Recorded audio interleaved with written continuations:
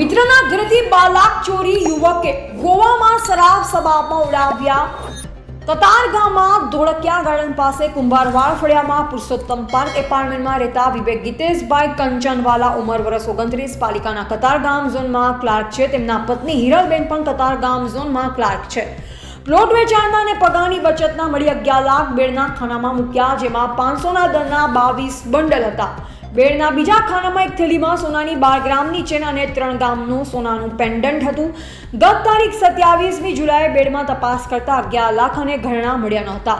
ઘરમાં વિવેકનો મિત્ર કેયુર વારંવાર આવતો હોવાથી તેની પર શંકા રાખી તેને કોલ કર્યો, ત્યારે કેયુરે ગોવા હોવાની વાત કરી રોકડ દાગીના મામલે ગોળ જવાબ આપ્યા।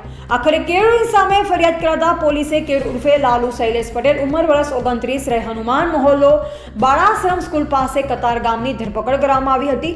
પોલીસના જણાવ્યા પ્રમાણે કેયુર અયાસ જીવન જીવે છે। મિત્રના ઘરમાં લાખોનો હાથ ફેરો કરી તે ગોવા ફરવા ચાલ્યો હતો। ગોવામાં કેસિનો પબમાં શરાબ સબાબ પાછળ નાણાં ઉડાવી દીધા હતા।